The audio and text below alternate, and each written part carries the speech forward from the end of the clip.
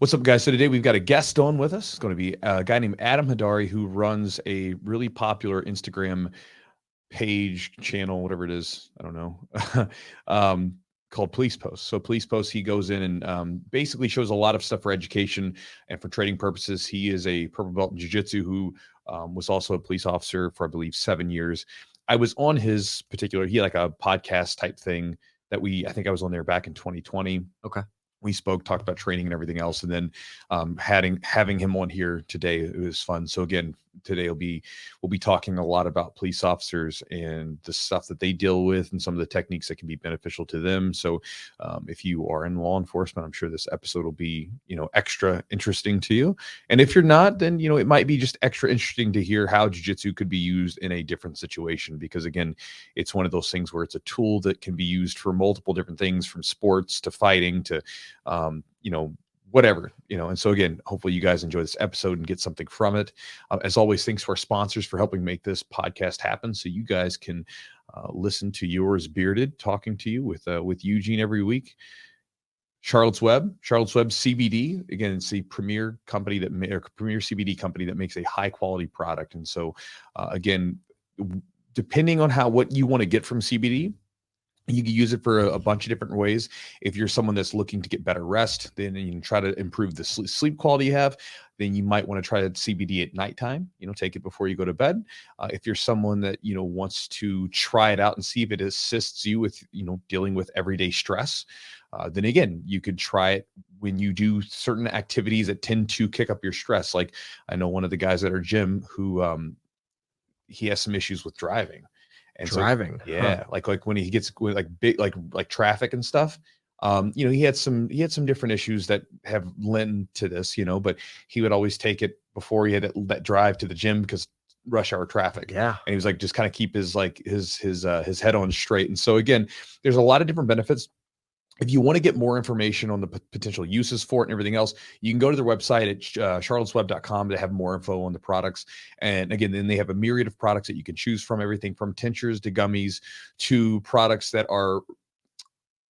they're not exactly THC free. There's like a certain threshold there, but if you get tested, you're not going to pop hot depending on the organization that you test for. And that's their certified sport product, NSF certified sport. And then they have the regular THC, or not THC, but regular CBD gummies and things like that you can get. So again, check them out. And if you buy anything from them and you would like to support the podcast and get a sweet discount, use the promo code Jiu-Jitsu20 for 20% off the order.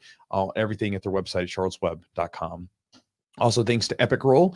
Roll BJJ.com is a jiu-jitsu company that sells t-shirts, shorts, rash guards, hoodies, gis, everything jiu-jitsu related. And it's made by a black belt who actually trains jiu-jitsu and helps support jiu-jitsu practitioners out there, and does all that stuff. So again, it's fun to help him out and to put the word out there for his products. And so if you guys have never been to his website, I encourage you to go to epicrollbjj.com, check out some of his stuff, see what you think. I'm a big fan of his products. I like his shirts, I like his rash guards and his shorts. If you guys have never worn his shorts, again, I'm a big fan of the elastic waistband. And I know he's testing out some shorts with a shorter inseam, which I'm excited to see how those come out. I'm more of a fan of shorter shorts. I'm too. Not too short, right? I don't want to necessarily wear Ranger panties, but a little shorter inseam, is nice. And so again, that said, all of this stuff's great.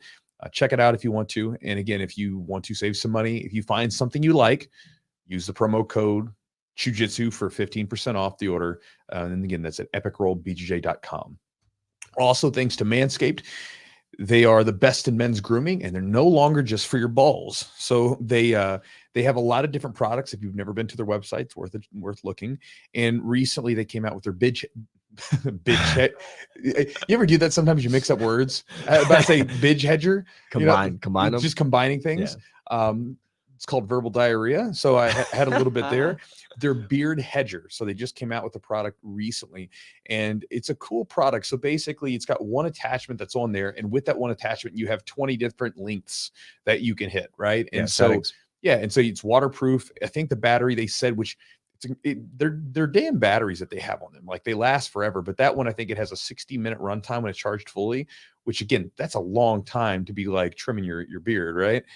But again, it's a good product. And for me, like being able to trim my beard up, it's nice because with a traditional, set of trimmers that I have, you have to switch the attachments back and forth. With this thing, you just it's got a little dial that you just move the dial up or move the dial down. You can trim it and get your beard all trimmed up. And again, they have an assortment of different trimmers for different parts of your body. Some down low, some up a little bit higher. That's right. And they also have a lot of different colognes and balms and lotions and the whole thing. So again, if you're a guy and you want some really good quality grooming products, check them out at manscaped.com. The promo code is Jiu-Jitsu20 for 20% off the order, and you get free shipping at checkout. And guys, if you want to support the podcast directly, you can do so by going to Patreon, our Patreon that we have for the website or for the podcast, patreon.com/the Jiu-Jitsu podcast. And when you subscribe, you get access to a bunch of exclusive content that we've recorded with all of our guests and with just Eugene and I. There's also some other freebies in there, along with things like rolling videos, different videos that never made it to YouTube. There's some of those where, it's a good video, but I just, for whatever reason, never got posted. So it ends up in the Patreon. And we also, guys, we give you a warm-up routine I talk about this every time, a warm-up routine that we recorded at one of my jiu-jitsu camps, which, speaking of, if you guys are listening to this, go to my website at jujitsutraining.com and go to seminars and click there. We're the jiu-jitsu camps are open. We're almost full already. But we recorded it there. And again, it's targeted for specific muscle groups for jiu-jitsu. And then we also did a seminar that I did years ago, and we put that recording up there as well. So you get access to both of those along with all the other exclusive content. And again, you get that for a very reasonable price at patreon.com/the Jiu-Jitsu podcast. And last but not least, guys, if you are not already on, you may want to join my email newsletter list. I call it the Chew Crew. Basically, it's the people that I send out. Anything that comes out in the Chewniverse, terrible name, just thought that went up on the fly. But anything that comes up with camps or with offers or with different products that I have or different things that are going on, the people that get first crack at it are going to be the people in my my email newsletter. And so I send out an almost daily email, which generally I try to make entertaining and fun. And then I let guys know about what's going on. And again, there's thousands of people that enjoy that daily email. And if you would like to be a part of those thousands that are doing that, you can do so by going to my website at chewjitsu.net/join, JOIN. And upon joining, you will get access to some free ebooks, some free resources I give away for jiu-jitsu. Again, I think the resources are useful whether you're a beginner or advanced. And then once you join up, you'll get my almost daily email, and you'll get access to all the different things that are coming up. Like I said, with the camps, when the camps come up for registration, the people on the email list get access to those first. And typically, at least whenever we do them, we usually do 2. At least one of those camps sells out just from an email or 2. And so again, they get access to that stuff first. So if you want to be kind of on the what do they call that? The first rung of the ladder as far as people goes, they get access to all that stuff, then you want to be on that email list. So anyway, guys, with that said, let's jump into this podcast with Adam, talk about jiu-jitsu and talk about just different things related to law enforcement and their interactions with the stuff that we do with jiu-jitsu.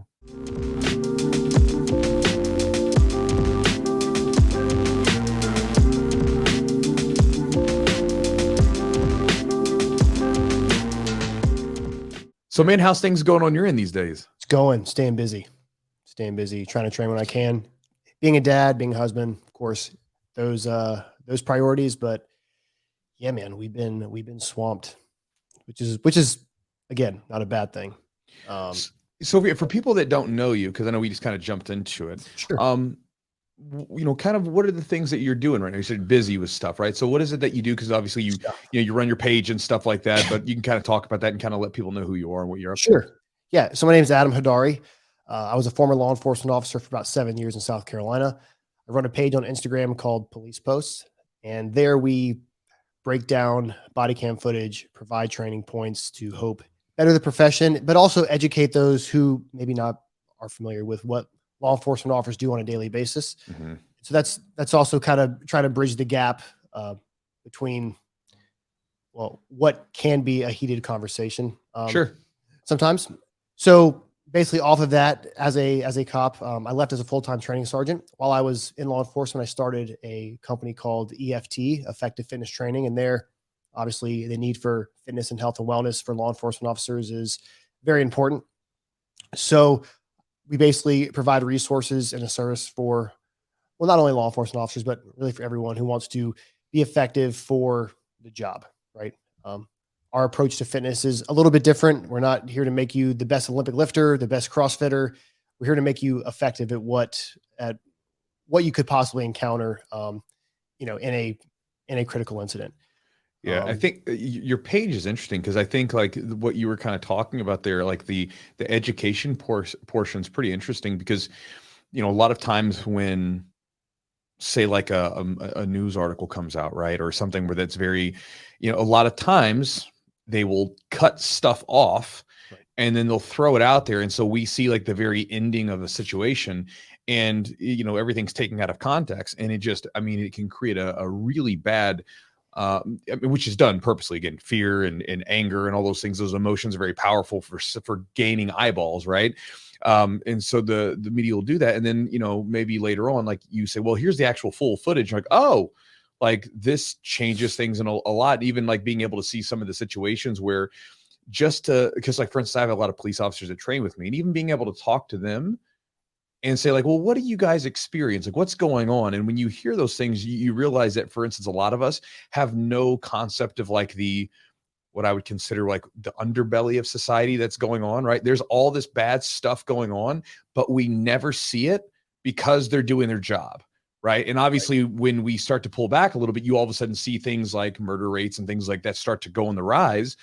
But like, again, I've talked to these cops and they're like, oh yeah, all this stuff there, just down the street, this happened, just down the street, this happened. And it's like, it's going on. And most of us never have an idea because in the United States, for the most part, not everywhere, but in most places, it's pretty safe. And we take that for granted, that there's a reason why it is. right. And, if you just look at the numbers, there's about 60 to 70 million interactions between law enforcement and the general public 16 years and older, right? So you take about, again, 70 million interactions. How many do you hear about on the news?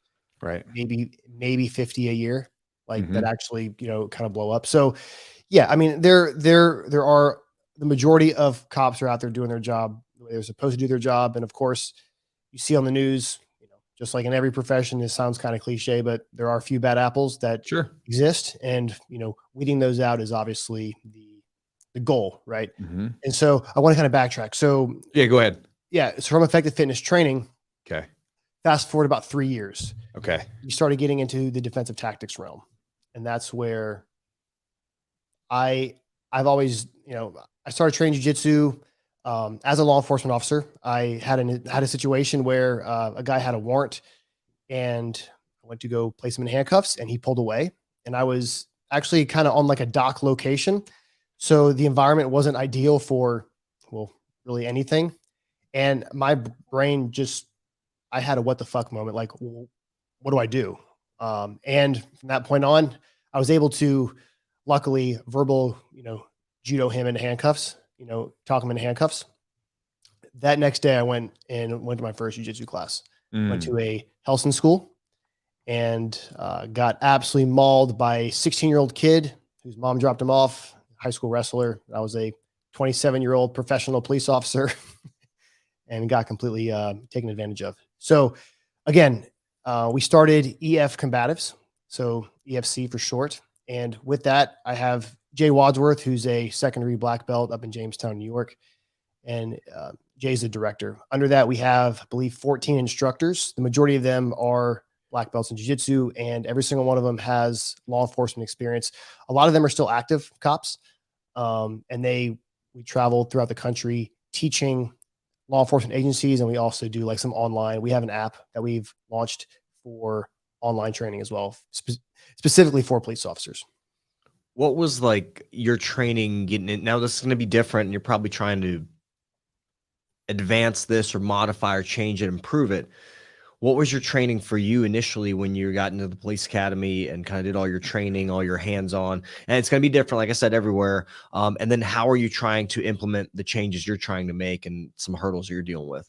Sure. So the training that I learned was called PPCT, which stands for Pressure Point Control Tactics. It's basically like McDojo life for cops. It is absolute garbage. Absolute garbage. And I quickly realized when I started training jiu-jitsu that none of that worked. Now, there are some principles and concepts that may carry over, but they have also jiu-jitsu or wrestling principles and concepts as well. So of course they work, or they are effective to a certain extent. So at least to the point where I went through, it was pretty trash for the most part. And they are now starting to adopt more of a jiu-jitsu based curriculum for at least the cops in South Carolina. They've kind of gotten away from the PPCT, which was basically sold on data and science, saying it was safe for officers and suspects. There's no liability. There's very low risk. And so obviously people who have no concept of how to control another human see that on paper and say, oh, I want to buy this. And then of course they buy the program and so on and so forth. And can I ask a question about absolutely, that? Please. The people that like both sold and bought that idea, I have a feeling that none of those people were actually in the field. Yeah. Probably not. No. You know, there's a lot of law enforcement companies that are owned by businessmen. Sure. For lack of a better word. And their goal is to turn profits. That's it. What's an example? Like, give me like one example of a technique that you guys maybe tried or implemented in training. And then like at any time where you're like, this isn't working, but did you go along with it? Like what was like the atmosphere like as well? Yeah. So again, you don't know what you don't know. Right. And most guys think that I'm just here to get my certification and get the hell out of the academy so I can continue on with my life, because this place fucking sucks for the most part. So some of the techniques they would use are like the jugular notch. So they would use like a pressure point back behind the jaw, or they would use the little notch here, right there at the base of the throat. They would do like a brachial stun. So you literally like judo chop somebody in the back of the neck so to stun them. They had, yeah. I mean, they had, the common peroneal nerve that run down your leg. You're supposed to like knee strike that. And then like whenever they taught like the gun, like the weapons based stuff, it was just I mean, if I had my hand too far out by an inch, that was unacceptable. I'm like, okay, it was kind of like that. And of course, some of the instructors there had a little bit of an ego on them. Sure. One guy wore like a Punisher skull shirt and all this trash. So badass. Yeah. So it was pretty bad for the most part. But again, it is starting to change, and that is good.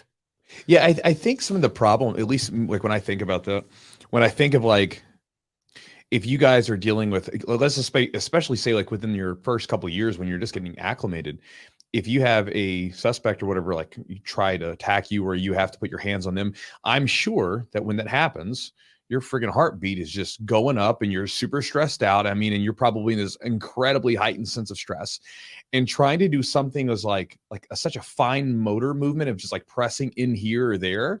That's going to be probably difficult to do with any level of control. Whereas like being able to grab someone and take them down and at least just hold them in these big movements, right? That'll take care of that. Besides the fact that they're going to be more effective and that you could train them in whatever else in a high stress situation.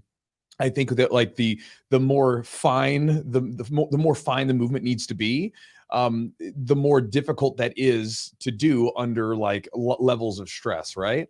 Less room for error at that point. I mean, it's got to be perfect. Think of like even somebody punching someone in the face. You miss a lot of times, if you watch like boxing, like they miss a lot. Imagine fingertip or whatever, just hitting them in a precise location. I mean, it's almost like, and then if you don't train that in a realistic setting, I mean, it's almost probably near impossible. And I just wonder like who stress tested this thing? Like, all right, we got this guy here and some guy's like pressing him in. Oh God, you got me. I mean, like, did you, like there's that group mentality piece of it. Like, well, no, but I'm saying like, you should have like, this should have been stress tested. Like, let's take a guy who like is actually going to fight. Let's see if this stuff works on the street. Oh, it doesn't work. Let's not use this. Right. because then again, all that stuff's, it reminds me of, like when you'd watch, like say traditional martial artists that never sparred, right? Sparring's an incredibly important aspect of combat sports. You take the sparring out and then they do all those techniques and all of that goes out the window as soon as they actually start to fight. There's an old video of like a kung fu guy that's in his stance and he's sitting there. And then as soon as he makes contact with the guy that's attacking, both of them just stand up and they're just swinging.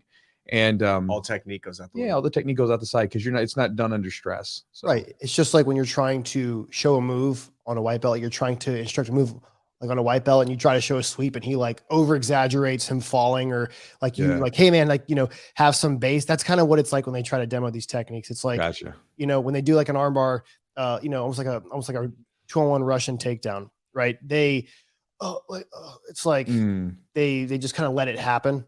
And again, there is very little pressure testing as it pertains to the subpar training that some law enforcement officers get. But again, it's starting to shift to more of that jiu-jitsu based curriculum, which obviously is proven to be a lot more effective against a resisting opponent. Sure.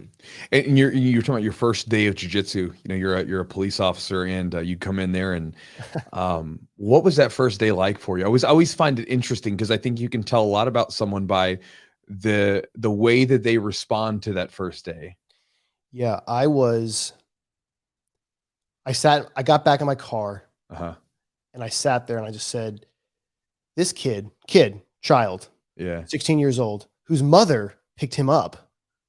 There's nothing I could do.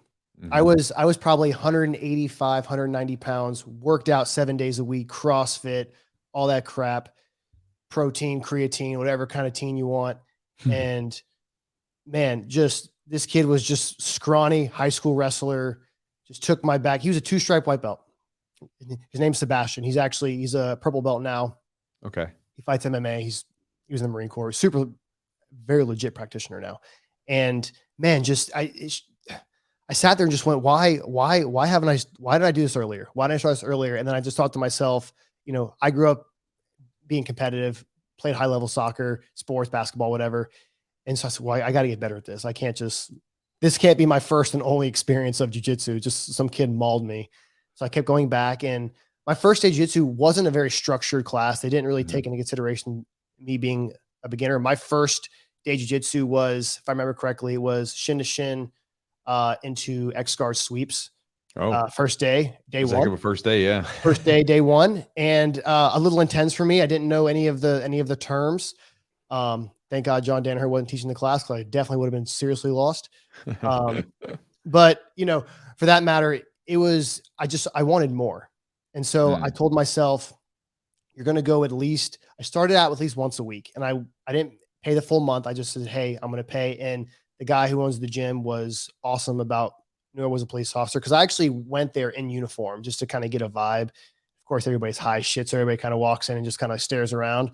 And it was all like, this is where I want to be, because everybody was super cool. So we went there, and man, I kept showing up. And then my buddies were like, bro, if you want to get better, because I kept getting frustrated. I was like, all right, why am I not progressing the way I need to progress? And they're like, well, you need to come more than once a week, dumbass. So I started going twice a week, and then I started training in the gi. And then I started just dying less and less and less and less. And then I remember when I hit my first sweep, and then I hit my first submission. That poor woman, but I still hit it. No, I'm kidding. No, I'm kidding. You're one of those dudes. I'm just totally joking, man. It's I know. But no, it's super. It was just a super humbling experience. And again, I'm going to say the cliche phrase of, I wish I would have started younger. Sure, of course. Yeah, you have more skin in the game at that point, because like you've realized it could be a life or death situation for you. You're kind of practicing play in a sense at the gym, but like you go on the street and somebody has some type of wrestling even, or some type of martial arts knowledge. I mean, they could take your gun, or they could kill you. So for sure. I think like there's a lot more than just, damn, I got the shit beat out of me by a 16-year-old. It's like, now it's like, well, I want to go home at night after a crazy day of work, Right. And one thing people don't also take into consideration is I was the only cop that trained there for a while. So there's regular people that are mechanics, doctors, lawyers, school teachers, nurses, whatever, that train jiu-jitsu, right? And they are highly capable of controlling a human being, including a police officer with weapons. So that did kind of change my approach to how I train jiu-jitsu. Maybe I shouldn't be a full-time guard puller, right? Maybe I should if I am on my back, try to get to more of a dominant position and not just be comfortable in half guard, which I'm a huge proponent of leg locks and half guard. So, but again, when you're in that role, it's always good to have that good foundation of this is not a sport. You know, boxing's a sport, jiu-jitsu's a sport, all those things are sports. When you go to the street, it's not a sport. And so you have to think about it like that sometimes. Yeah, you have to know, like, okay, like I think Chris Howder said it pretty well before on one of our shows. He was like, you can train sport, but then you think street. Like, basically, you can know, okay, I'm playing around with a sport move, and this is 100% sport, and I know this is what it is. And if I was going to fight this person, I would have to get way closer to like to close the distance, and I would be staying tighter. But even for you guys, be mindful of what side you're on because of where your weapon might be or whatever, where they could grab and controlling their hands, things like that. Something I always think about too is that if you're a police officer, right? If you're like a decent citizen, you probably didn't spend your entire life fighting people, right? And then if you think about like a lot of people that come from, rough neighborhoods and they get into crime and things like that, they probably have a lot of fights under their belt. They're just used to fighting and scrapping and doing stuff like that. And, I think that's where, again, you need to have some experience with fighting, and for me, I think every man should know how to fight to some degree. I mean, because even like I was watching some video just the other day on a subway, there's like a young family, like they're sitting there and some guy's screaming, like you could tell the guy's crazy. He's just crazy, right? Just saying obscenities and stuff, screaming at this guy and his child and his wife. And like, I'm thinking about it. I'm like, if this guy was this close and he was screaming at us like that, I'm like, he's going for a ride. Like, we're not going to wait for the first punch. I'm like, I have a child here and you're screaming at me, getting like within like arm's distance, screaming at us and cussing and calling us every name in the book. I'm like, no, man, you got to be able to like take care of business in case that happens, and then protect yourself. But I just think about that sometimes because I'm sure a lot of police officers probably weren't getting into fights on the street left and right. So when they get into that situation where they have to put their hands on people, I'm sure it's to their advantage to have some combat training. Right. And some of the issue too is a lot of them aren't opposed until they're truly opposed. Right. So everything works until you have the right opposition. Right. So a lot of cops will use certain tactics or certain approaches to situations that have always worked until the one time that it doesn't. Yeah. And then the one time that it doesn't could be the one time where you're fighting for your life. Right. And so if you look at it with that approach, that is the importance of truly pressure testing techniques and concepts for law enforcement officers. And some of the issue can stem from, I train jiu-jitsu, I'm good. And yes, you're probably better than the average police officer that does not train jiu-jitsu. Yeah. But again, there's things that need to be taken into consideration: weapons, environment, other people, your ability, their ability. And there's just so many variables that can change in an instant that will change your approach to how you either take down or you create distance. That's also another thing is maybe creating distance is the best option at the time. Maybe jiu-jitsu is not the option. Maybe I have to transfer to a different tool in order to have a successful outcome. Yeah. Well, and a lot of times people don't think about this, but grappling, it can be used just to close distance, take a person down, all that stuff. But it can also be used to stop someone from taking you down, to create distance from that person, right? Because, you think about this, like, okay, if someone's trying to take you down, like, what do? You sprawl and you push away from them and you create some space for yourself to, adjust or whatever. And so, that can, like you said, sometimes if you're in a situation where maybe you don't want to be on the ground with the person and you'd rather be able to create distance and to deploy a tool, some sort, right? Like, then you can also use grappling in that sense because it's going to be useful breaking the grips, creating the distance, that kind of thing. Right. And the one thing that we really push and really kind of harp on is that weapons-based entanglement, right? So a knife is different than a gun, both deadly force weapons, tools, however you want to label it. With that being said, sometimes it's better to keep distance if they're going to present, to keep that arm pinned, right? Yeah. To get to the end of the lever and keep that, and then either pin it to where you can access one of your tools, right? And then you can do whatever you have to do from that point on. Hopefully they comply, but the goal is for them to make that decision, right? You are not here just to make a decision off the rip. You have a set of rules that you have to follow in order for you to use reasonable and necessary force.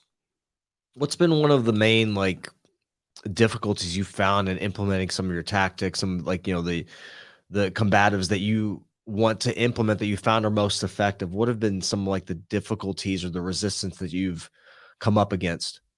Leadership, 100% leadership. And the reason why that is lack of education and experience, right? You don't know what you don't know. People usually go based off of what they see, what they read, what they hear, other people that they trust who may also not be educated or experienced.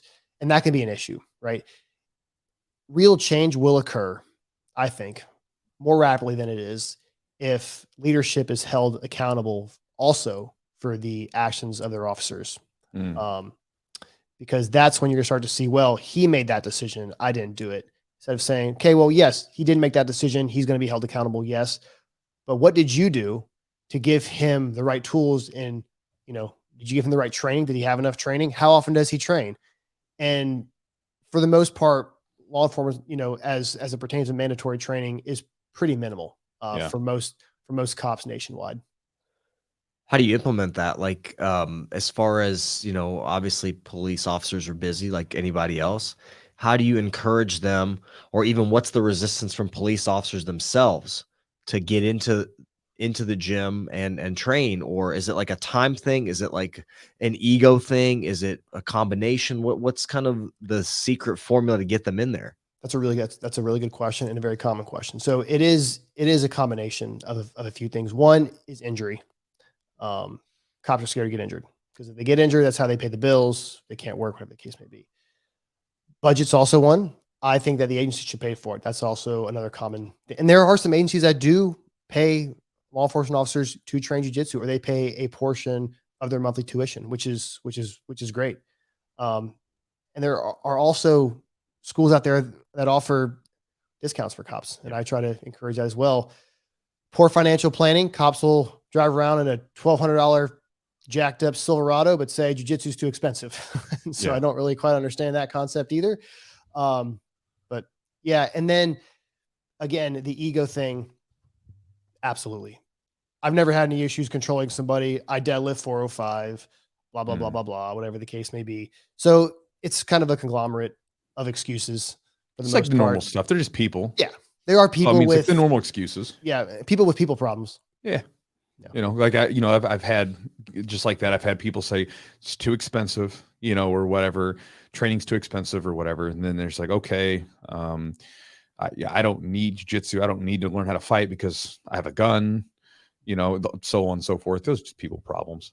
The money thing's kind of funny to me, just because it's like, it's way more expensive to be dead probably for your family or that way more expensive. Extremely true. And this is the thing, severely injured, from a stab or something like that. You know what I mean? Like if a doctor said to you, hey, you need to take this pill, it's going to cost you this much a month. Most people will be like, sure, I'll take it. Be like, hey, you need to do this to whatever, save yourself, keep yourself healthy. It's about the same price. So some people are like, well, I don't know. It's more of a commitment in that capacity. And it's not instantaneous, right? There's no like instant gratification of getting good.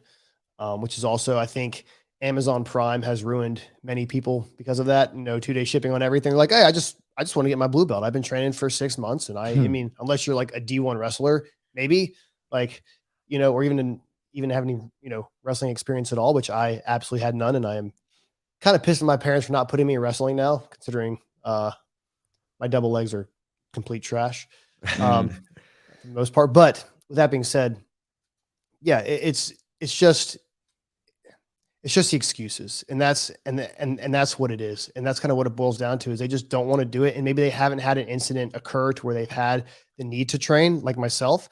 And luckily mine didn't end bad at all. It was actually just your pretty standard arrest once I was able to talk them into handcuffs. But I've had guys even get into pretty bad incidences and still not want to train and just say, oh, that was just a one-time thing, which I can't quite process in my brain. But I mean, again, that's humans. They can find a way to rationalize and whatever they want to be true. You know what I mean? So, they can do that. It's just the way that it is. So it's very frustrating, but, I do feel like it's becoming more like common to see police officers training. I know we have a lot more police officers training, that kind of thing. Here's a question for you. This got actually asked at a seminar, at this past seminar that I did this weekend. And I'm curious to see what your thoughts are. From jiu-jitsu, are there like a handful of particular techniques that you think are more useful than others for the stuff that for the stuff that you guys do? Because obviously with jiu-jitsu itself, a lot of the stuff is not going to be used like in an actual fight situation, and with what you guys do, and even with the kind of some of the rules of engagement that you guys have to abide by, right? You just can't go after someone's neck and whatever else. You have to kind of like it depends on the situation and what's going on, especially nowadays. But with that, are there some particular techniques that you find are pretty useful, that people would know from their regular training session that then you guys use a lot? Absolutely. Yes. Knee on top position, or known as like knee on belly. We say knee on top due to the fact that, the target area isn't necessarily the belly, it's the hips, right? So Yeah. instead of coming out like a 45, you just go across the hips, kind of like a seatbelt. Mhm. But again, we take and we derive the concepts and principles from jiu-jitsu and wrestling. So things like structure-based posture, those are things that we're attacking for takedowns, right? As it pertains to them trying to build base, like if they're prone down on their stomach, and they start to build base to kind of like a turtle position. What do we have to attack, right? In order to get them sprawled back out. Again, now we're teaching cops in a 40-hour class for an instructor class. Some of them, the majority of them have no jiu-jitsu experience. Some of them do. We've had Henzo black belts. We've had very legit practitioners come through our courses, and obviously they have no issue picking it up because it's just foundational jiu-jitsu movements, right? So, focusing on near side arm control, understanding that mount may not be the most optimal position in law enforcement for multiple reasons, right? Mhm. Guys, I personally like mount as like a jiu-jitsu sport realm. Big Sure. fan. In the law enforcement setting, it provides good control, but it also provides, there's a lot of cons there. Sure. One is it limits mobility. They can kind of bear hug you, keep you still if you have to disengage, because we have other people in the environment. If you're going to a domestic and you're on top of a husband and mount, he bear hugs you, but the wife is, get off my husband, and she has a knife and you can't disengage. Well, or you can't reach your tools because he has you in a bear hug. Sure. And he could probably reach yours being in mount. Exactly. So there are certain positions that it's not that we avoid them, but we just always like to state these are more optimal positions, right? So the knee on top, great position.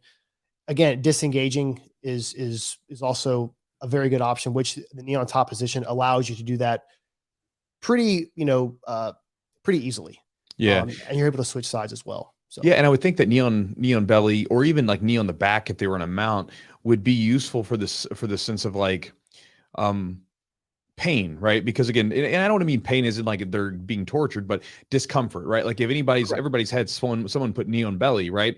And the first time you get put knee on belly, what do? You go, oh, you can't breathe, and your hands go to like start to grab the knee. So if their hands are occupied with trying to push your knee away, it's very clear with where their hands are at, and that probably makes it easier to get a hold of an arm or a hand and then isolate it so you can start to put them in cuffs, or just put them in a situation where they can't use their hands to attack you or whatever it might be. Correct. So from a law enforcement perspective, Sure. The mission is not to attack any type of breathing issue, right? So we're knee across the hips, not Okay. necessarily on the belly, right? Okay. So we have to be very careful about how we word things. So with that being said, what that position does allow is it's still a very energy draining position, right? Sure. So Jay and Matt Secor, I'm not sure if you're familiar with Matt Secor, but he's one of our instructors. He's a black belt under Tom DeBlas. Okay. Super good guy. He does the combat jiu-jitsu world stuff or whatever. High level practitioner. He says that in law enforcement or in grappling in general, that energy is currency, right? And so if we can drain them of their energy from a knee on top position, and again, sometimes they're striking, sometimes they're reaching for our weapons, so we have to have options from there, right? And sometimes even when they strike, that's even kind of beneficial for us because one, they're not going to generate enough power to really do any type of damage to us, but they're giving us access to their limbs. And just like if I'm in a knee on top position, I can attack that near side arm, right? And start to kind of drive them to a belly down position, not trying to rush them there, but I can start to, push their knees away, push their arms away, and start to kind of roll them into that optimal handcuffing position while maintaining my knee on top. And then from there, that's when you start to see very common responses. Like guys will do the push up, right? To try to get up, Oh yeah. or build base and try to get into that turtle position. Sometimes they'll try to shrimp out.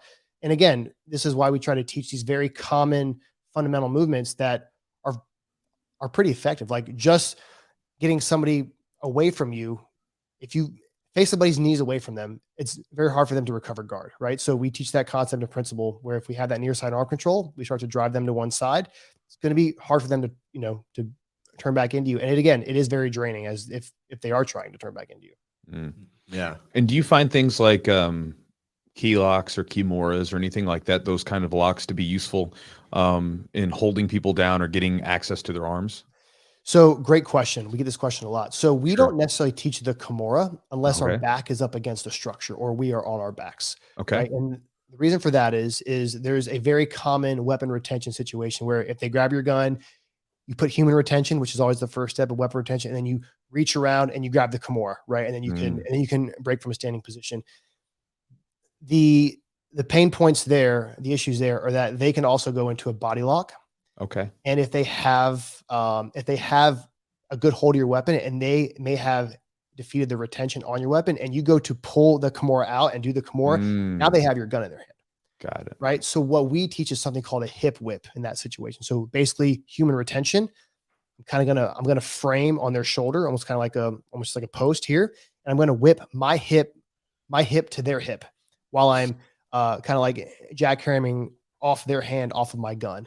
And what that does is it breaks the posture of the wrist because it's very weak in this position. And again, they're grabbing onto plastic, which also doesn't feel good to get your hand smashed into. Mm-hmm. And it's done extremely fast and it's extremely effective. The issue with the Kimura that we've kind of seen from a handcuffing standpoint is that it is effective. If you're up against a structure, they're not going to have access to your back. So it's going to be a little bit different. Same thing with the weapon retention. If you're on your back and they're kind of in your open guard type situation, you can then go for the Kimura there. We teach our Kimuras a little bit different, so we can always maintain visual or have an idea of what the other arm is doing. That's also another issue with going for the Kimura because you can't see their other arm. Because again, they could have personal weapons on them. We could have a pocket knife they could have access to, whatever the case may be. So as it pertains to the key lock and stuff like that, and when it comes to handcuffing, we don't avoid it. We just don't, it's not a staple within our handcuffing subject control type curriculum. Got it. But again, as it pertains to sport, obviously the Kimura is extremely effective. But again, you're also putting two of your limbs on one of theirs, which then takes away one of your limbs to possibly access a tool, get on the radio, whatever the case may be. So what would be like an ideal scenario for you as a police officer if somebody's like charging you and they already closed the distance? What are you looking to do? I mean, it could be a double leg, some kind of like, what would be the ideal scenario from start to finish to you controlling them? Can you kind of talk us through that? Sure. Yeah. So we talk about creating space, right? We obviously know that if you watch any type of football, I would say probably college or higher, and you watch a cornerback, right? They're going to run backwards for probably 3 or 4 steps and they're going to break their hips and they're going to cut laterally. They're going to start to create space so they can keep up with the wide receiver, right? So that's kind of what we do, right? That's kind of what we teach. If somebody's running at me and I don't know if they have a knife or whatever the case may be, I'm going to try to create space. I'm not going to run straight back. And that's actually a big issue in law enforcement is learning to cut that angle because we're actually trained at a 180. So meaning whenever we train police officers from the start, we're training them at a deficit simply because safety. We're almost too safe, if that makes any sense. So when you're on a range shooting, you can't move to your left or right because you're going to break that 180. You're going to flag people with your gun potentially, and then there could be a safety issue there. But when you ingrain that, but the real world doesn't act like that. We have to run backwards, and then we have to cut our hips, and then we have to be able to draw and present and have good side picture if we ever do have to engage. Right. So if someone is approaching you, obviously the environment's going to dictate, right? I may be in a wide open field where I can turn my hips and I can run and I can create space and I can make angles, or I may be in a shopping aisle at Walmart and I can't do that. So we don't necessarily teach any type of double leg or where our knees hit the ground because we're not sure of what environment we're in. Like, you ever take a kneel on an acorn or like a small pebble and your patella just like throbs for days? Yeah. So, we don't know what kind of, environment. So we teach, as it pertains to takedowns, a lot of 2-on-1, like Russian tie, wrist weaves. If guys are more experienced, they can do obviously like foot sweeps and things like that, which are very effective. I'm a huge fan of foot sweeps. But one thing is just the front kick to the chest, man. If you're in a freaking closed environment and somebody's starting to close distance and they may have a knife or they may have some type of harm to you can strike them in the chest with your foot. A good front kick to the center of the chest is pretty effective, and that might give you time to create space, access a tool, whatever the case may be, whatever kind of response you're getting. Sometimes front kick to the chest is all it takes for them to say, okay, I'm done. And they start to comply from there. Yeah. So if they do like close the space, like you can't get away, maybe they're like wrap their hands around you or they have like a body lock or something. Like what's your ideal scenario? And then take me from the takedown or the toss, hip toss, whatever you want to do. Sure. To like control position. Yeah. So again, underhooks are life. So, and what underhooks also allow us to do now, if they have a body lock and they have underhooks, you know, you've kind of already screwed it from the start. Not saying that you can't get out of that. Mm-hmm. You know, if you train, but let's just say that you do achieve an underhook or you achieve a Russian tie and you take them to the ground. You know, obviously those takedowns are done pretty intensely for the most part. And then you're going to, again, revert back to that knee on top position. That's kind of the foundation. And from that knee on top position, we teach different options, whether they are stomach up or stomach down, whether their hands are here or they start to go down towards the waist. Now, when they start to go down towards the waist, that's when we have to notice what we call the 45, right? Anytime anybody reaches for anything, and basically from the top of the hoodie pocket down to their belt line, they make a 45-degree angle with their elbow, right? That is a key indicator that they may not be reaching for a weapon. Could be a cell phone, could be drugs, could be whatever. It could be nothing, right? But we have to address it. We can address it from a distance with deadly force coverage, right? And if we have to engage, if they start to present, then, you know, we have to handle that. But if we're on the ground and their stomach down, they start to reach down, it may not be the best option to disengage, right? Because then it becomes a race. And a race in a gunfight of who can draw their gun the fastest is not where I want to be. That's when we start to use things like staples. We staple the limb, right? We can staple the limb from that knee on top position with your leg, staple with your hand. And just like in jiu-jitsu, you try to get to the end of the lever, right? The end of the lever of a gun is the barrel of the gun, right? If you control the barrel of the gun, you control the gun. You may not control the trigger, but you control the gun. You can easily take a gun from somebody if you control the barrel. So our job is to keep the gun where it is, right? Or to keep the weapon where it is, if that's the situation we're in, right? And that's if we can't disengage, right? If they have a knife, maybe we create space and we go to a tool. If we don't, then we pin it, and then they make the decision on what happens next. And that way the officer is then within the reasonable and necessary force guidelines. Gotcha. So with your page, for if anybody's never watched it before, so he's got a Instagram page, and I mean, it goes through and you'll see, you know, all kinds of different stuff, from cam footage to stuff people recorded, whatever. I mean, it sort of runs a gamut. And one of the things that you'll do is you'll show these situations that have happened with law enforcement. You'll show like some of them where things go really well and the guys did a perfect job. They like went through and they just did it. It was really smoothly. And I mean, this could be situations where they had to get physical, or it could even be a situation where a guy talked a guy down and got him to chill out. Right. And it was like, okay, use this verbal judo, right? Then there's other ones where you'll see someone where there were things that either went horribly wrong or things where they could have just did simply better, looking at it from like sort of just a, almost like a coaching perspective. What are some of the things that you feel like, because obviously this has become part of your mission, is to enable people to and enable officers to do their jobs more effectively for their safety and for the safety of the citizenry that are around them. What are some things that maybe you commonly see from doing those videos? Because I'm sure you've done hundreds, if not thousands of them at this point. What are some common things that you guess you've seen that are common mistakes amongst people when you're doing those videos? Yeah, it is taser reliance, the reliance on tools. Is very common. When you don't know what to do, you always revert back to the old taser, right? Or the gun, which isn't always necessary. Just because you can doesn't mean you should always, right? And that's a huge crutch in law enforcement. when they don't know what to do, you can see them revert back to the taser. And when the taser doesn't work, because they do fail, and they fail Yeah. relatively often, Yeah. What was the stat? You posted a stat like a week or two ago, and it was like what 70 or 80% or something like. Yeah. So a lot of agencies have done studies on taser, their effectiveness. It Mhm. ranges between 50 to 70%.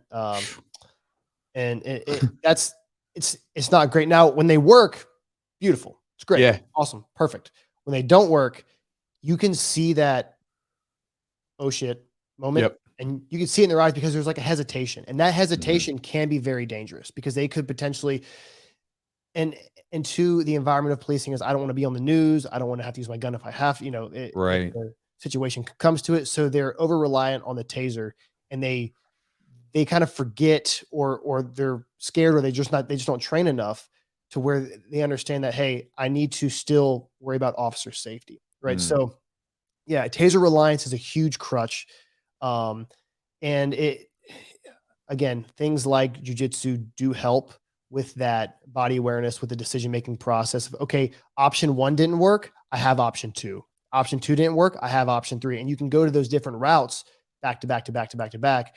And that's kind of where my first little taste of that was my first instructor, my first black belt professor basically said, if S mount to armbar doesn't work, I have option 2 and I have option 3. And he's like, and as you get better at jiu-jitsu, you just have more options. Sure. It's like, well, man, that makes perfect sense. And then as I kind of dove more into the law enforcement combatives, it's the same thing. Well, what if they do this? Well, here's a principle or concept that could work. If it doesn't work, well, then you have option 2, because everything works and everything fails, right? Like, because every submission in jiu-jitsu doesn't work. Sometimes guys are like, oh, I got this heel hook, and then he's just, then he hides the heel, and you're like, shit, maybe I don't have it, or he slips the heel, right? But it's just that reliance, and then the lack of education, and the lack of wanting to get better. And then obviously the consistency is probably the toughest, because just like in jiu-jitsu, guys will get into it. They'll get their blue belt, and then they're out, right? The old famous thing. And it's very similarly, like, kind of like the law enforcement. Oh, I took an instructor course. I took a 4-day, 40-hour course. But if you don't continue to train, you're going to lose it for sure. Yeah. Skills depreciate very quickly. Is there like a reason that, for as far as your Instagram page, what was your, and this may be obvious, but I don't know if you had maybe like something that you had an intent for the page, or was it to like just expose, kind of some of these deficiencies, or like, is it done something that you didn't expect it was going to do, or gone a different way that maybe you didn't anticipate? So I've been running the page for almost a decade now.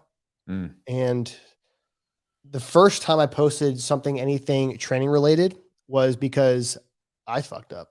And I said, I don't want other people to mess up. And it was something, it wasn't even that big of a deal. Well, it could have been, but basically there's a guy who was passed out drunk at a light. It turned green. He didn't go. And so I was right behind him. So I got out, and he was completely passed out behind the driver's seat. Car was still on drive, foot on the brake.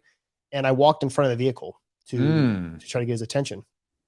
And luckily nothing happened. Got him out of the car, whatever. And I got back in my patrol car, and I just said, well, that was not smart. Had that moment, like that could have gone bad. That could have went. That 6,200 pound Mercedes that the guy got done playing golf, that would have hurt for sure. I'm not, and it's not like the movies. Like, I'm not jumping over the hood of the car. I'm probably going under it. And that was my first post. Is I found a video similar, posted it, and said, hey guys, just be mindful that cars go forward and backwards. Just keep that in the back of your head when you go to approach a vehicle, and the driver may be having a medical emergency, or, maybe intoxicated. And so after that, from there, it was absolute history. There wasn't really many pages doing that specifically for law enforcement. And then from there, it kind of blew up. And then again, fast forward about 7 years from that day one, and I've created 2 companies, and between the 2 companies, we have 28 employees. Most of them are former or active law enforcement officers. And again, we do the fitness and health and wellness, but also the combative stuff now. So it's it's been a wild ride, kind of being an entrepreneur, being a cop, entrepreneur, and then now full-time entrepreneur with 2 companies. So Do you mind sharing like why you stepped away from being in law enforcement? Yeah, multiple reasons. One, I had a leadership change at work, and just we were actually doing very well. I was full-time training sergeant. We were progressing the unit, had a change of leadership, and just cold turkey cut everything off. It's my way or the highway. He wasn't listening to us, and so that kind of was a pain in the ass. Didn't really drive me to leave right that second. Had my first kid, and I was still running on the fitness side, and my mentors were like, you have a really good idea, and you've always wanted to help and train cops, and I think this could help and train more cops than you would ever be able to imagine outside of the profession. And it was the hardest decision that I ever made in my life to this point. It was because it was my identity. It was who I was, and it was very difficult to leave. And I did struggle with it for a couple months, but my mission's always been to help cops. I've always put in that first. It's never been about me. It's always been about what I could do and what my team currently does.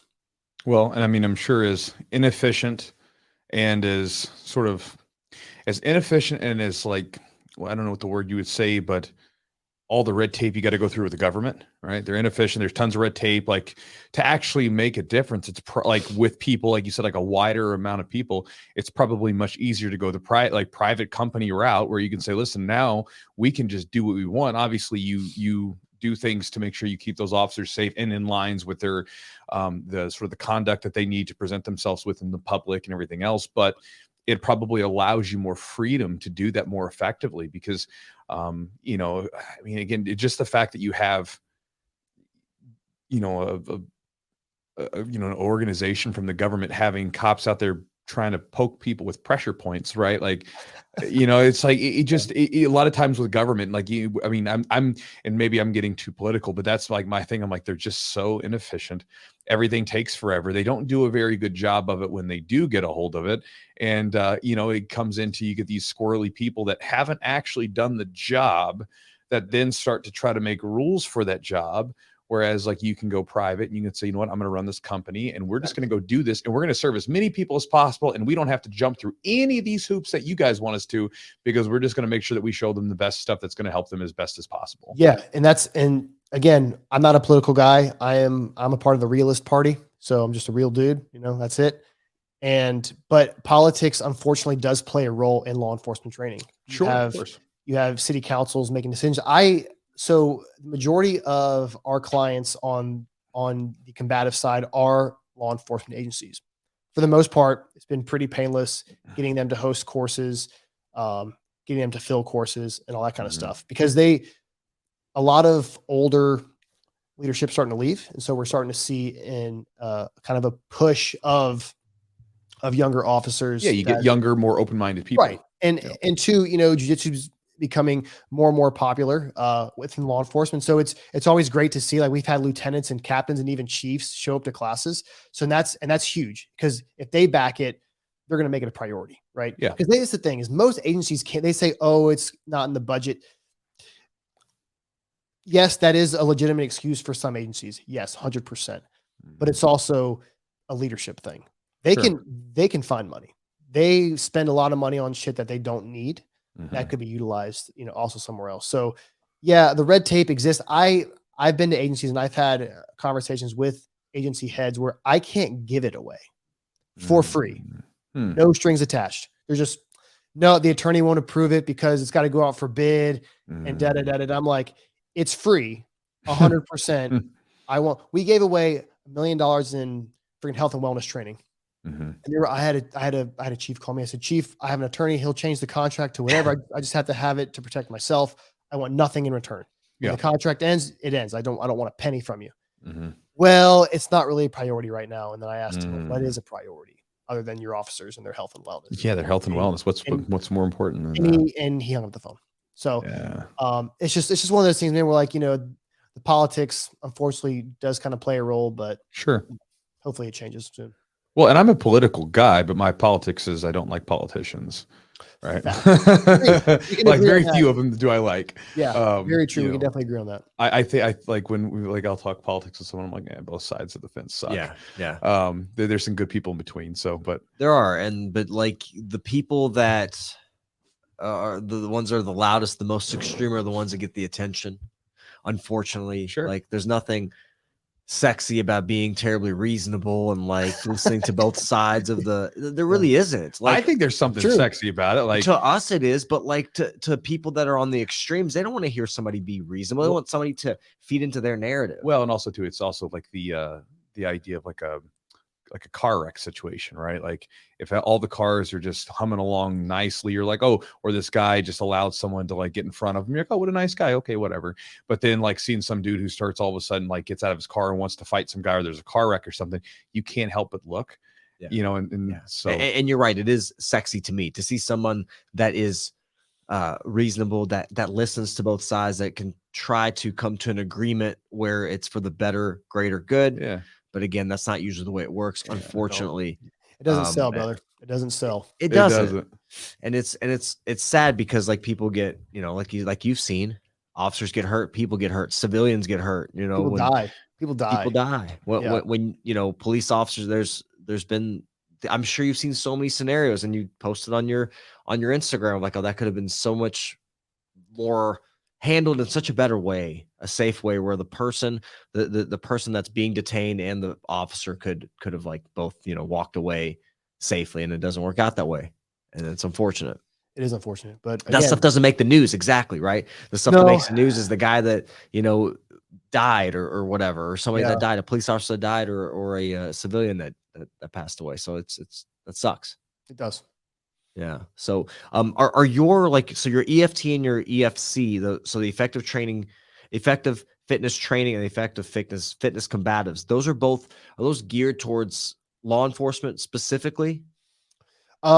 Yes, they are two separate companies, but yes, they are geared towards law enforcement, but a lot of what we do can be also utilized for those who just want to be prepared, right? Because you know, I'm a big fitness guy, you know, I've been working out for a long time. You know, that's just kind of geared towards anyone who wants that minimal effective dose training where they want to get, you know, stronger, build trunk strength, but also not demolish themselves in the gym. You know, the way that we approach training it's very simple. Is you're training for a purpose, and that purpose is performance. If you're so sore because you did whatever that you can't even get out of your squad car, what are you training for? Right? There's absolutely no point to run yourself. So the minimal effective dose, you know, we are a big science and research driven fitness company. So we keep up. We have multiple physical therapists on our staff, strength and conditioning coaches. Again, we have a whole list of nutrition guys and girls. So, you know, we try to hit every aspect of it as it pertains to law enforcement, because again, why'd you stop working out? Well, I hurt my knee, hurt my back. Okay. Well, what are you doing to become more resilient? What are you doing to make it better? Nothing. Okay. Well, let's actually try to change that, because it's not going to get better just because you don't do anything. It's going to get better because you put in the work. So yeah, it is geared more towards cops, but again, we have a lot of people who just want to train and be prepared for whatever they may encounter in the real world.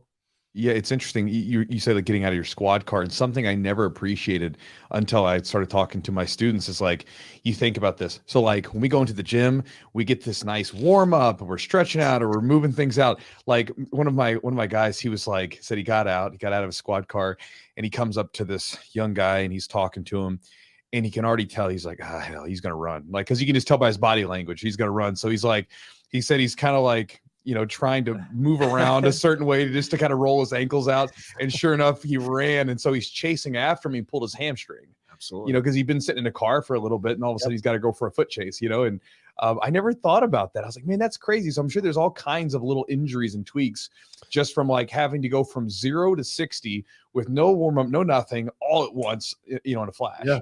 I tweaked my meniscus getting out of my vehicle. Okay. You know, and again, the average cop has a vest, usually for the most part, a duty belt, right? So you can wear, you know, I think it's about 17 pounds of shit. It's a good amount of weight. It's a good bit of weight, especially when you start to move, right? Because it's not glued to you. So there is kind of a delay there. You obviously we try to run as minimalistic as possible because mobility is everything, right? Like having the ability to move and create space and do the job effectively is Sure. huge. But yes, the going from 0 to 60 is true. And we do recommend those cops. We do something called like a mid-shift movement where get out of your patrol car, touch your toes, do some push-ups, do some air squats, stretch your calves, right? Because it can go from 0 to 60. And it is not good to be sitting in your patrol car day in and day out and just pushing the black and white. Like you have to move, because motion is lotion, right? So get out there, move, lift weights, train jiu-jitsu, stay mobile. Those things are extremely important. Drink fucking water. Just like gallons of caffeine. I mean, dude, I actually stopped drinking caffeine altogether. Okay. About 2.5 years ago. I had a pretty bad addiction. And just crushing it, dude, 4 cups a day. Okay. That's not bad. Well, cups, like, but the cups were, yeah. So 4 cups versus like, you're talking about like, you're really, because a cup is, they consider like an 8-ounce cup, right? 4 tumblers. Yeah. You're thinking like, you're talking about probably like 16 cups. Right. And you talk about like the recovery, the whole night shift deal. It's just, the profession is designed to literally fuck you up, but we try to do things preventative, maintenance, recovery, prioritize sleep. Enough protein is also a thing. Water, protein, and sleep, right? If you cover those 2 things and you make those a priority, hopefully, you'll live a pretty resilient life after law enforcement, because the goal is to not retire this broken body, right? The goal is to retire and be able to live your life and go spend time with your family and kids. So yeah, the profession is not an easy one. It's definitely not for everybody, for sure. I mean, I only spent a measly 7 years. There's guys that like Jay, he's the director of BFC. He's about to retire in a couple of weeks, and he's spent 22 years in.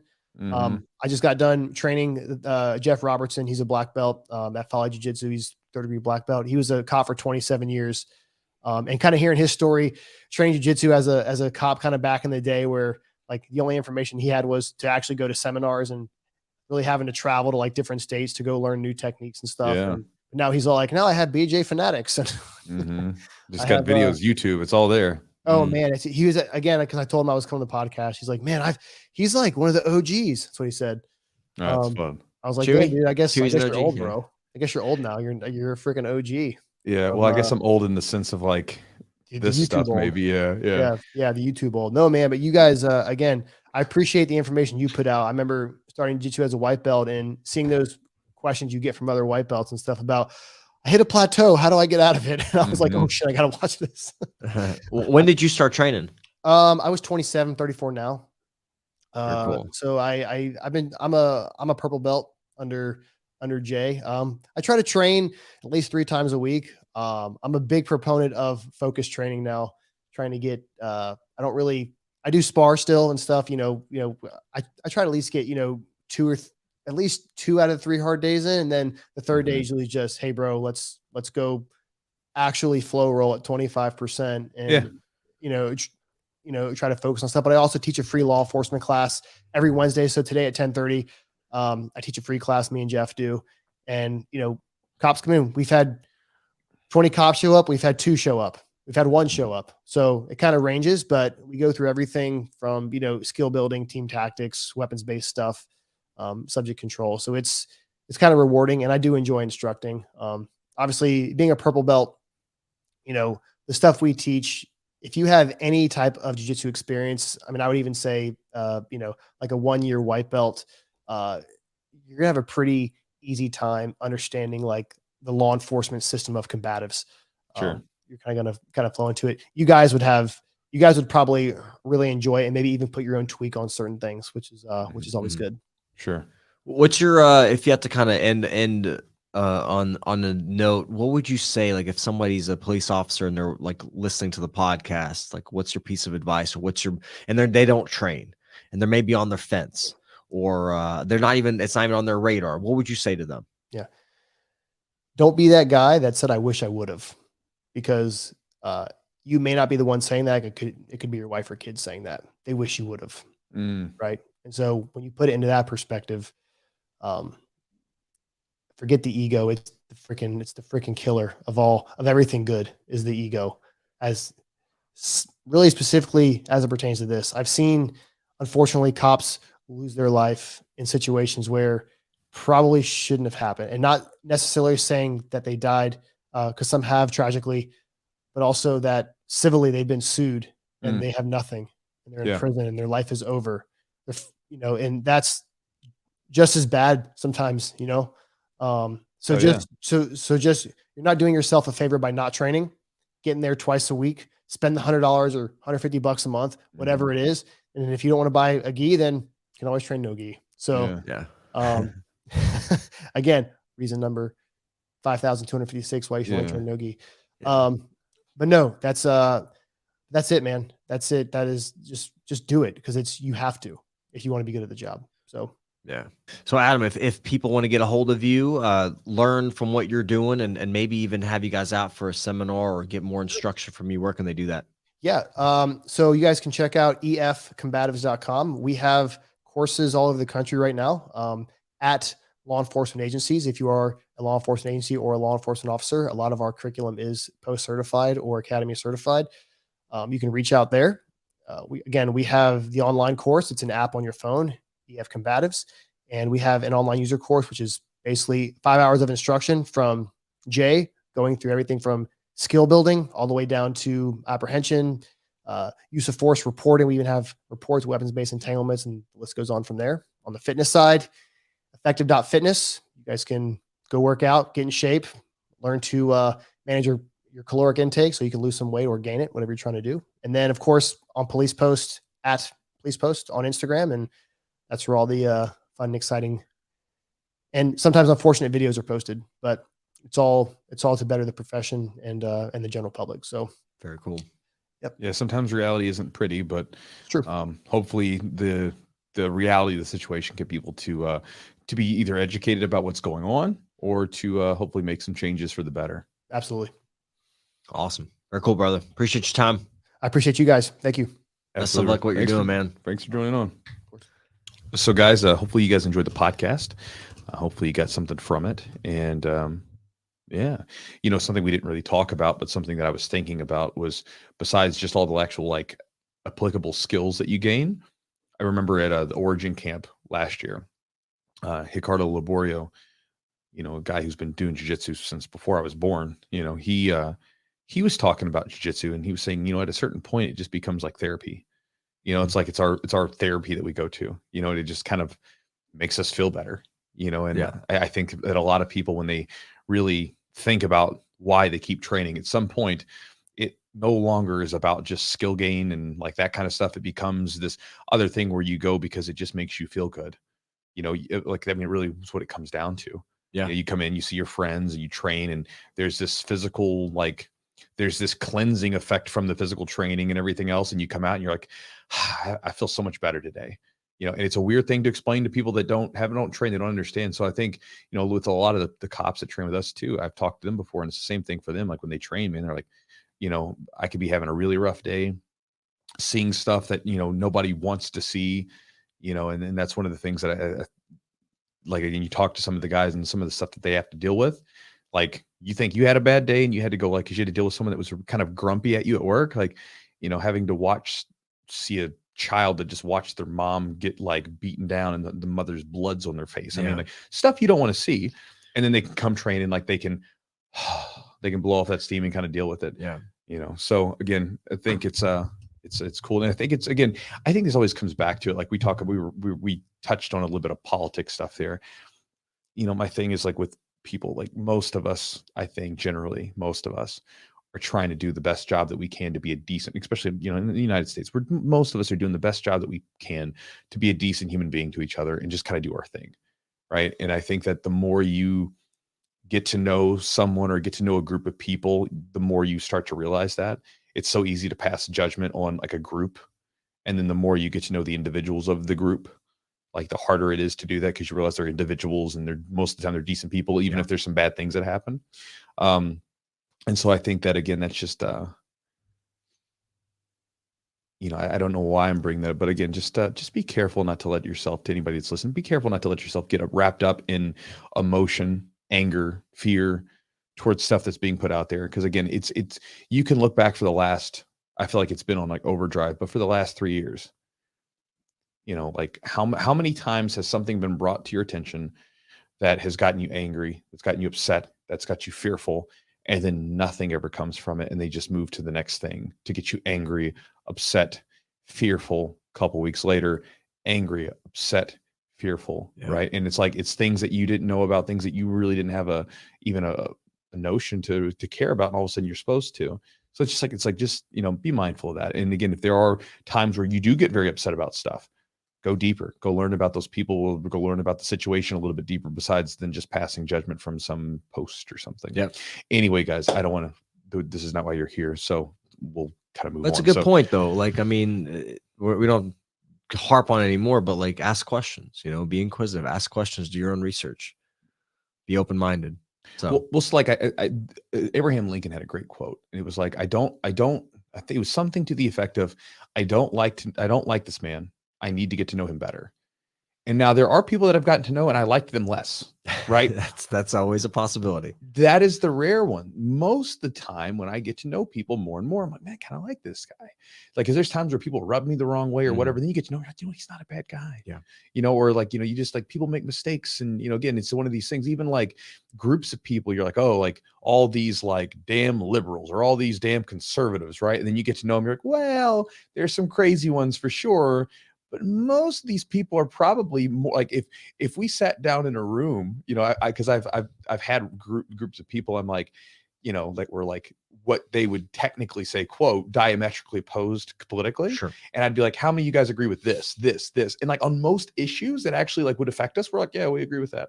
But like for these like little things you squabble about, but like the big stuff, the stuff that really affects us, most of us are pretty close to the same page.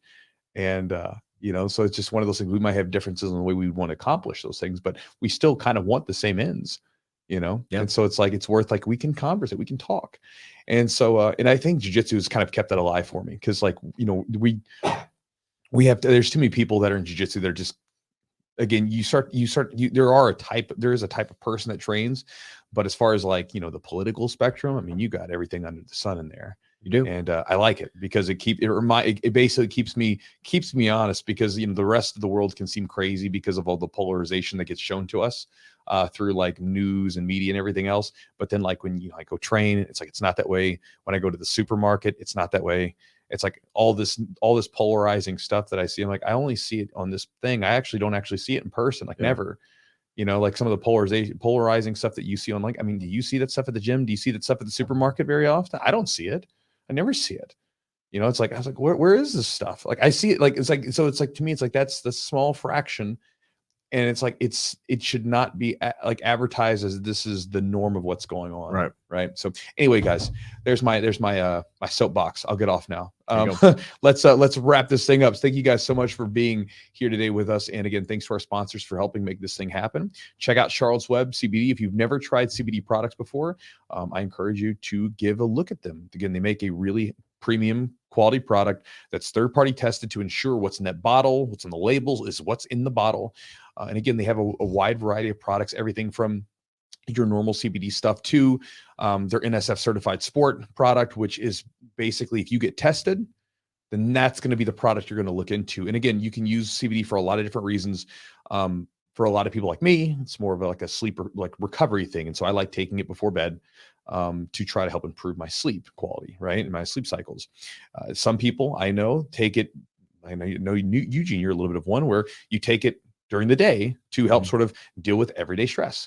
Yeah, I take it in the mornings a lot of times just because my mind's kind of racing in the mornings, and it just helps me kind of chill out a little bit. Right. And that's another thing, like, even on their website, if you look on their website, they'll talk about this, where that can be another thing. If you've got, like, if there are certain triggers or certain times of the day where you are kind of going fast and you're stressed out a little bit more, it could be a useful time to take it. And again, then you take it consistently for about a month and you see what kind of effect you have.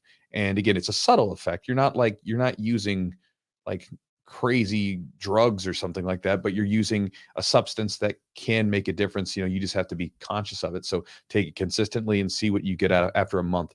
And again, if you want to save some money in the process, go to their website, charlottesweb.com, do your research on everything. And then if you find a product you like maybe their gummies or their tinctures or whatever, then use the promo code Jiu-Jitsu 20 for 20% off the order.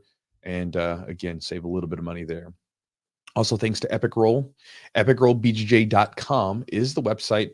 And again, Matt is the guy that runs it. He is a jiu-jitsu black belt who makes jiu-jitsu gear for jiu-jitsu practitioners. And again, maybe that doesn't seem important to you, but just like on this podcast, right? You have people that look for a market, and they're like, hey, I can sell something to these people, and I'm okay. I'm very much like a capitalist pig in that sense. If you have a good product, let's sell that stuff, But then there's a problem where, like the police officers, right? You're selling them some bunk training system that it's never been stress tested. This isn't going to work, right? But you're trying to make some money off of them through these contracts, right? Well, there's a lot of that goes on in jiu-jitsu where you'll get these people that will simply just make products and throw them out there. It's like, hey, we're going to make some money off this. I like putting my hand or my money back into the jiu-jitsu ecosphere, right? Like saying, hey, listen, I'm going to pay this product because it's made by a black belt who actually trains and rolls in the mats. Like they're actually in this community, opposed to, I don't know where this is made. This is some random guy that threw this up on Amazon and he's selling some stuff. So that's just my thoughts. But again, if you guys want to check out his stuff, he has a lot of really good stuff. Everything from gis, rash guards, shorts, fight shorts, the t-shirts, everything else. And you can check it out at epicrollbjj.com. And the promo code is Chewjitsu for 15% off. Also, thanks to Manscaped. Manscaped is the best in men's grooming. And again, it's no longer just for your balls.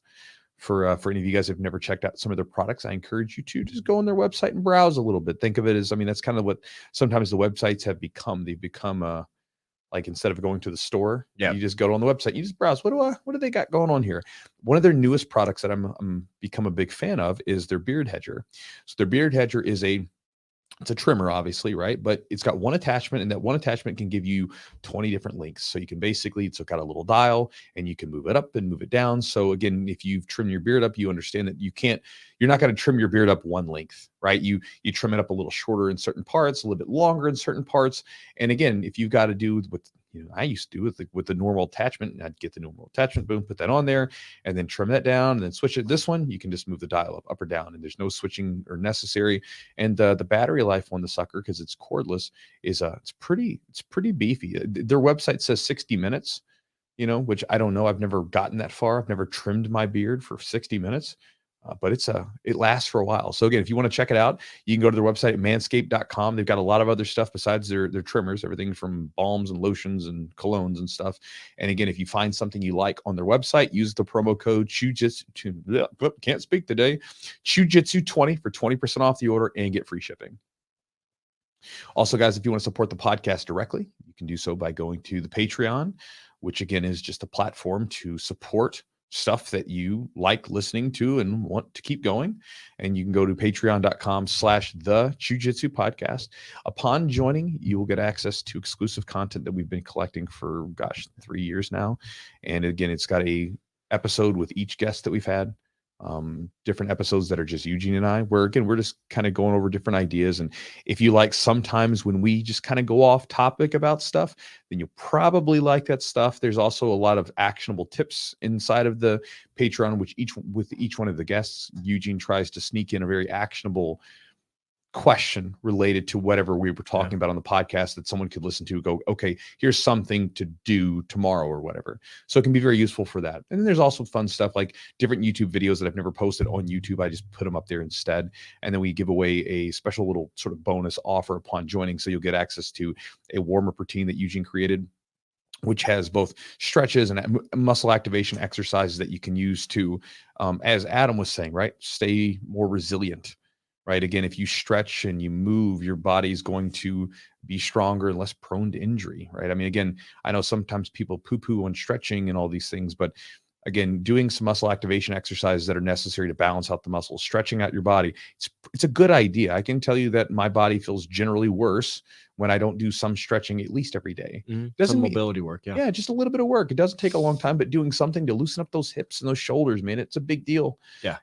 As he said earlier, and as you said, as a PT, motion is the lotion, right? Motion is lotion. So as you move things around, it's a good deal. It's why a lot of times after jiu-jitsu is over, you typically feel loose. You've been moving your body around, but you got to be careful because then it'll tighten back up. Yeah. And so it's good to have some sort of routine that you can follow into. And so Eugene put some good stuff together. And there's also a seminar that I recorded that goes over some of my best techniques that I use in competitions. And I show those techniques there. And so you can get access to that and all the content for a very cheap, what I consider cheap, very reasonable price at patreon.com/the Jiu-Jitsu podcast. And last but not least, if you would like to join my Chew Crew email list, my email newsletter, I send out an almost daily email, which can be everything from the books I'm reading to some philosophical idea to training tips or whatever. And then sometimes I'm just entertaining people. Like I'll tell silly stories in there. Sometimes like I told a silly story about me and one of my training partners in there last week. Again, you can get the access to that by going to my website at chewjitsu.net/join. And then when you join up to the email list, you'll get access to some exclusive ebooks that I give away for free, some good resources that could help you out with your training or your next competition or even your drilling that you're getting ready for. And then you'll get my daily email. And then at some point, if you're like, you know what, Chewy, I don't like these emails, you can always unsubscribe at any time. No sweat, no harm done. And guys, with that said, thank you so much for joining us this week. And we'll talk to you next time.